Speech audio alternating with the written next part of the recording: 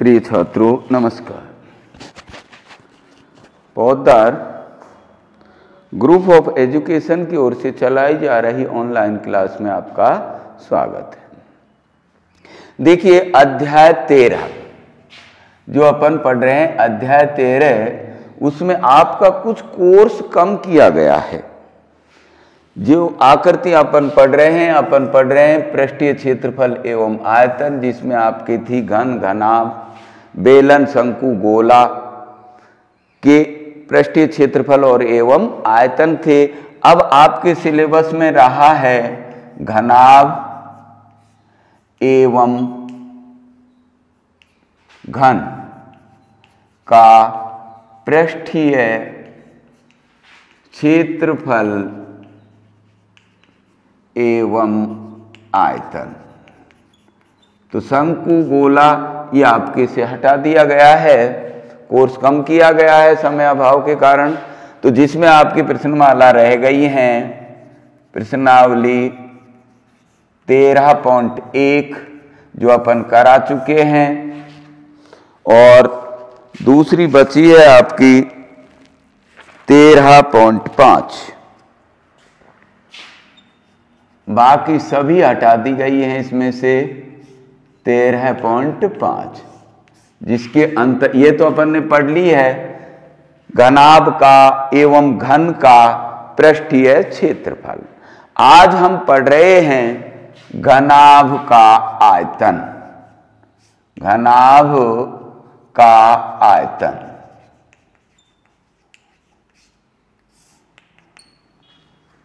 देखिए, घनाभ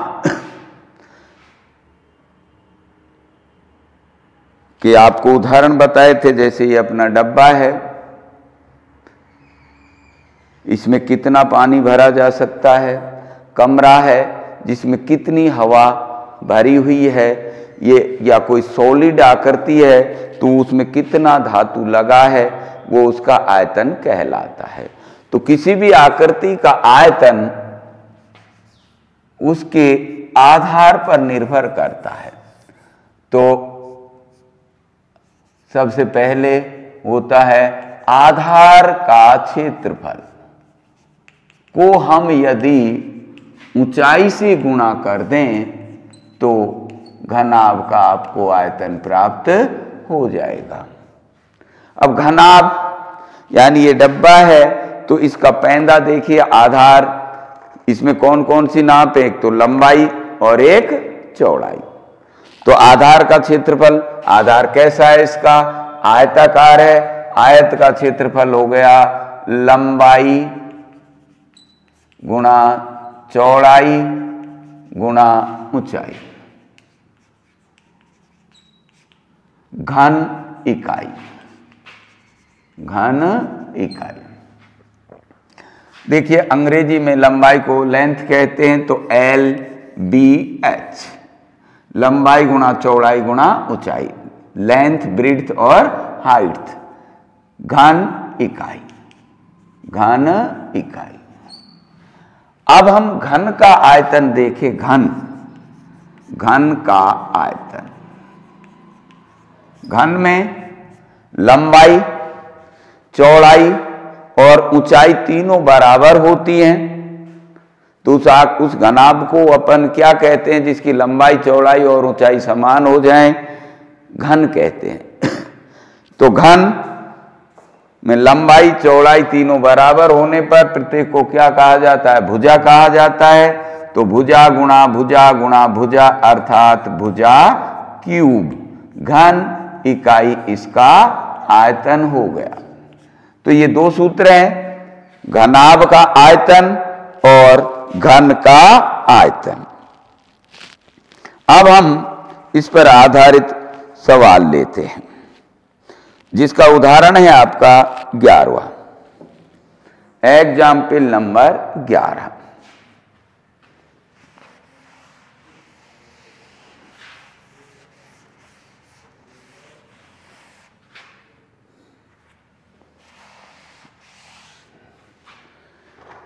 उदाहरण नंबर 11 देखिए। उदाहरण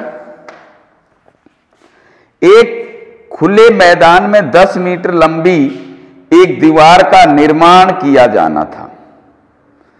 दीवार की ऊंचाई 4 मीटर और उसकी मोटाई अर्थात चौड़ाई हो गई 24 सेंटीमीटर। तो हम देखें सबसे पहले दीवार की लंबाई, अर्थात L बराबर दिया है हमको 10 मीटर, 10 मीटर, और चौड़ाई दी है दीवार की, चौड़ाई अर्थात मोटाई, चौड़ाई अर्थात मोटाई यानी ब्रेड्थ दी गई है हमको 24 सेंटीमीटर, और ऊंचाई H हाइट दी गई है 4 मीटर। अब आगे क्या कह रहा है वो, यदि इस दीवार को 24 सेंटीमीटर गुणा 12 सेंटीमीटर गुणा 8 सेंटीमीटर विमाओं का मतलब नाप होती है लंबाई चौड़ाई और ऊंचाई वाली ईंटों से बनाया गया है जाना है, तो इसके लिए कितनी ईंटों की आवश्यकता होगी। देखें, ये नाप दे रखी है सेंटीमीटर में, और हम देखें ईंट की विमाएं अर्थात ईंट की लंबाई,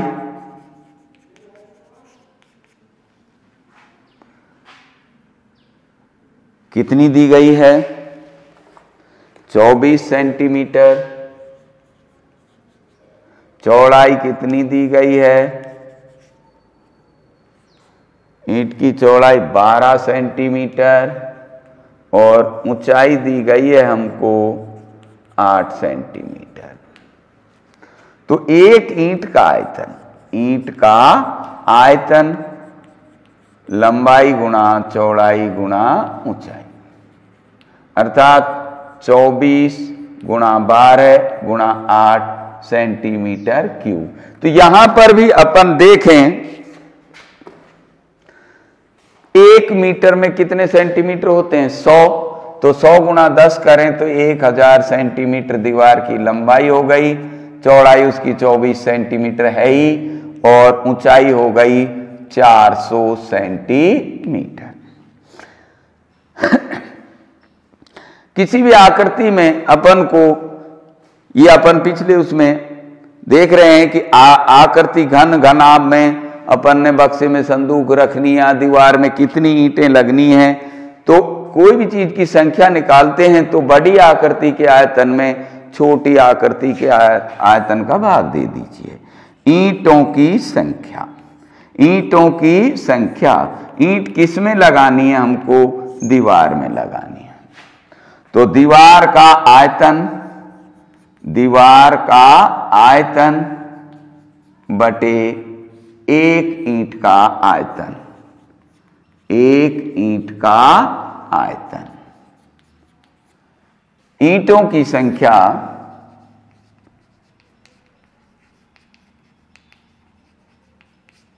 ईंटों की संख्या बराबर दीवार का आयतन लंबाई गुणा चौड़ाई गुणा ऊंचाई 1000 गुणा 24 गुणा 400 बटे एक ईंट का आयतन क्या हो गया है 24 इंटू 12 इंटू 8। 24 से 24 कटा, यहां लिखकर अच्छी तरह से काटिए, बटे 12 इंटू 8, 8 पन 40। अब इसे अपन भाग दे लें या और काट लें, छोटा करना चाहें तो 12 अट्ठे 96, नहीं कटेगा तो 6 से काट लें, 6 दूना वो 2 से 2 छी की 12 और 25 दूना 50, 6 दूनी 12 25 दूना 50। अब इसे 2 से और काट दें, 5 दूना 10, 500 और बटे 3, 25 पंजे 125, 1 2 बटे 3 भाग दें, 3 चौके 12, 3 एकम 3, 3 छिकी 18, 3 छिकी 18.66 ईंटें, यानी 4166.6। अब इसका अपन पूर्णांक बनाएं, क्योंकि टुकड़ों में नहीं आती है, तो 4167 ईंटें उस दीवार में लगेंगी जिस दीवार को बनाना है। अब अगला उदाहरण देखें अपन, उदाहरण नंबर 12।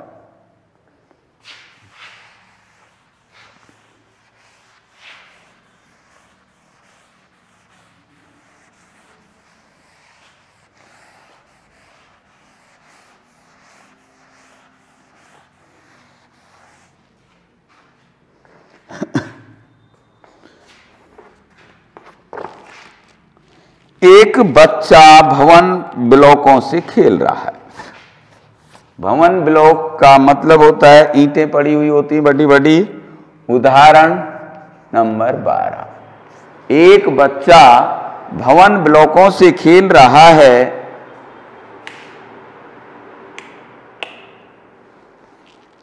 भवन ब्लॉकों से खेल रहा है जो एक घन के आकार के हैं। उसने इनसे आकृति 13.25 में दर्शाए अनुसार एक ढांचा बना लिया है। आप देख रहे होंगे किताब में, प्रत्येक घन का किनारा, घन की भुजा, घन की भुजा दे रखी अपन को 3 सेंटीमीटर। इस बच्चे द्वारा बनाए गए ढांचे का आयतन ज्ञात कीजिए।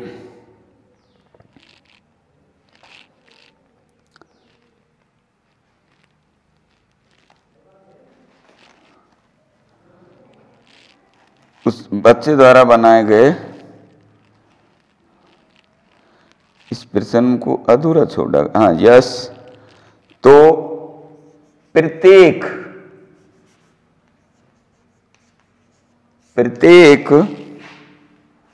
घन का आयतन, घन का आयतन होता है भुजा क्यूब, तो 3 गुणा 3 गुणा 3 27 सेंटीमीटर क्यूब। अब देखो इसको गिने चित्र में, 1 2 3 4 5 4 9 और 3 12 और 3 15। ढांचे में घनों की संख्या, ढांचे में घनों की संख्या बराबर 15 है। तो ढांचे का कुल आयतन, एक ईंट का आयतन 27 सेंटीमीटर क्यूब है, तो ढांचे का कुल आयतन हो गया 27 इंटू 15 सेंटीमीटर क्यूब। 15 7 105 हासिल 10, 15 दूना 30 और 10 40, 405 सेंटीमीटर क्यूब उस ढांचे का आयतन होगा। अब देखें आप प्रश्नावली 13.5, 13.5। मैं फिर कह रहा हूं आपके कोर्स से बाकी प्रश्नावली हटा दी गई हैं। प्रश्नावली 13.1 और 13.5 ही आपके सिलेबस में रही हैं, जिसके अंतर्गत आपको केवल घन घनाभ का अध्ययन करना है, उसी का पृष्ठीय क्षेत्रफल और आयतन ज्ञात करने हैं। अब आप 13.5 का क्वेश्चन नंबर 1 देख रहे हैं। माचिस की डिब्बी के माप, तो माचिस की डिब्बी आपने देखी होगी, माचिस की डिब्बी की आकृति कैसी होती है? आप सभी जानते हैं कि माप हमको दिए गए हैं 4 सेंटीमीटर गुणा 2.5 सेंटीमीटर गुणा 1.5 सेंटीमीटर। डिब्बियों की संख्या, एक पैकेट में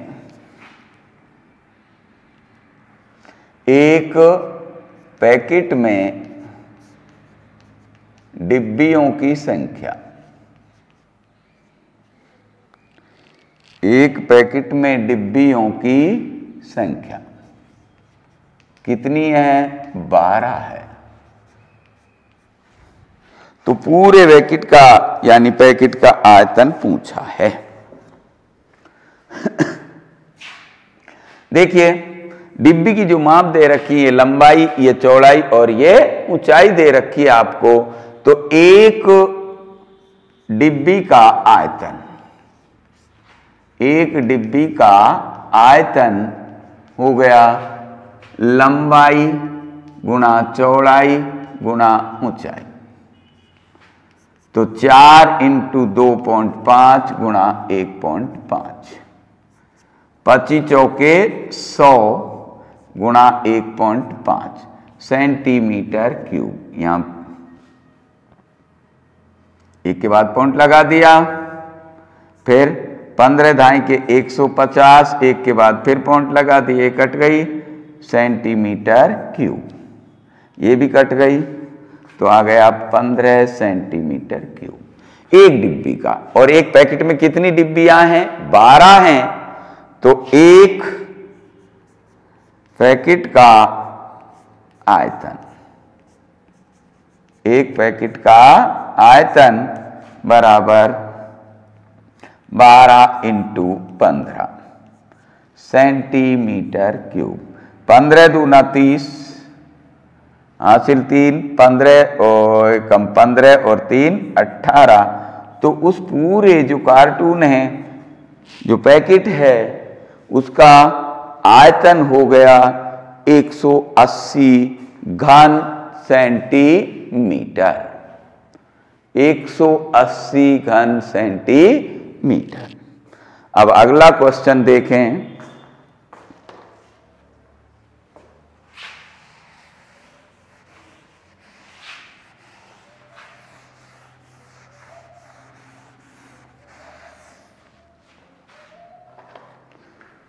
क्वेश्चन नंबर 2, एक घनाभाकार पानी की टंकी है। तो घनाभाकार पानी की टंकी की लेंथ, लंबाई, अर्थात L बराबर 6 मीटर,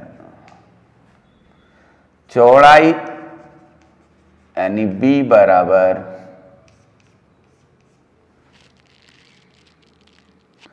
5 मीटर और ऊंचाई, हाइट हो गई उसकी 4 पॉइंट, यानी गहराई उसकी 4.5 मीटर है। इसमें कितने लीटर पानी आ सकता है?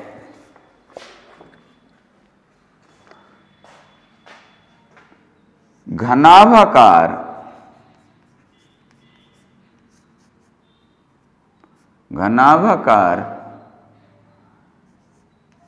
टंकी का आयतन हो गया L × B × H।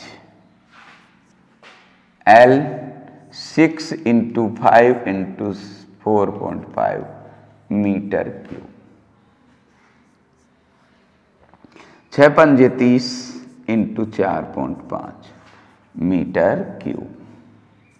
45 दूना 90, 45 तिया 105 और 0, एक के बाद पॉइंट लगा दिया, ये कट गया मीटर क्यूब। तो 105 मीटर क्यूब टंकी का आयतन हो गया। लेकिन उसने लीटर में पूछा है, तो चूंकि 1 मीटर क्यूब बराबर होता है 1000 लीटर। 1 मीटर क्यूब टंकी में 1000 लीटर पानी आता है। यानी ऐसी टंकी जिसका लंबाई भी 1 मीटर, चौड़ाई भी 1 मीटर और ऊंचाई भी यानी गहराई भी 1 मीटर हो, तो उस टंकी के अंतर्गत पानी आएगा 1000 लीटर। तो टंकी का आयतन हो गया 105 गुणा 1000 लीटर। 10, 5, 1, 2, 3 लीटर पानी, 1,05,000 लीटर पानी उसके अंतर्गत आएगा। ये आपका क्वेश्चन नंबर 2 हुआ।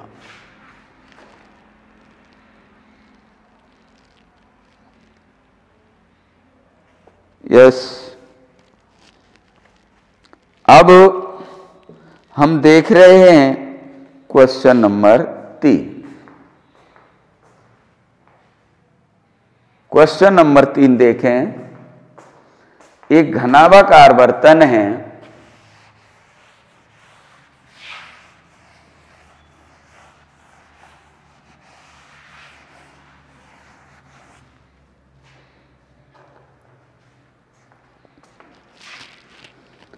एक घनाभाकार बर्तन है,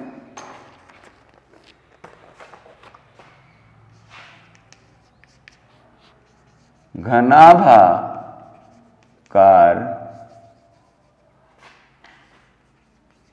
बर्तन की लंबाई L बराबर आपको दे रखी है 10 मीटर और चौड़ाई दे रखी है उसकी ब्रेड्थ 8 मीटर। इसको कितना ऊंचा बनाया जाए, इसमें 380 घन मीटर द्रव आ सके। बर्तन का जो आयतन है, बर्तन का आयतन बराबर 380 घन मीटर अर्थात मीटर क्यूब होना चाहिए।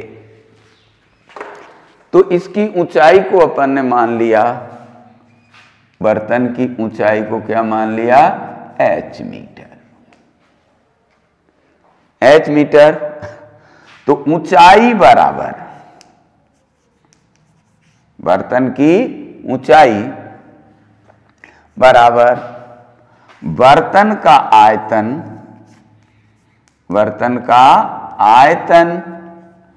बटे बर्तन के आधार का क्षेत्रफल।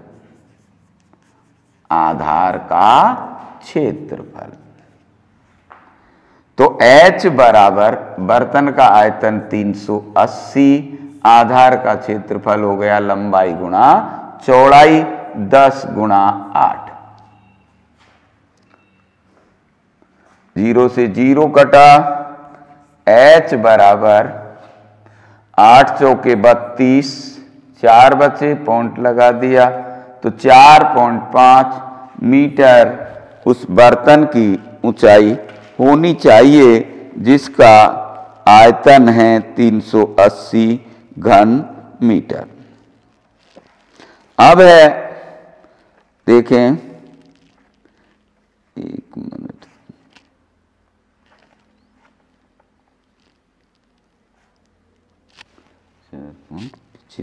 कैसे आ रहा, 1 मिनट, 832, सॉरी,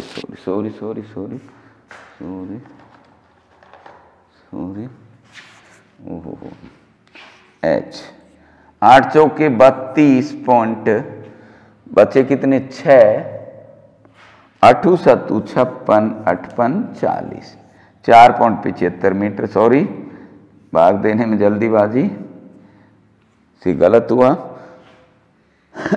अब आप देखिए, आज के लिए बस इतना ही। धन्यवाद। अब कल अपन देखेंगे क्वेश्चन नंबर 4 से।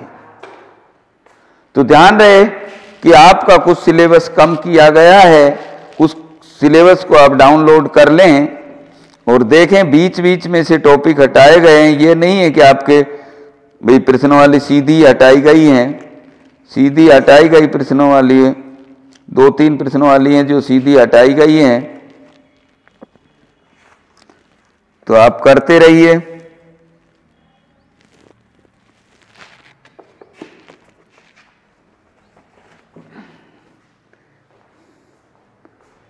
आज के लिए बस इतना ही। धन्यवाद।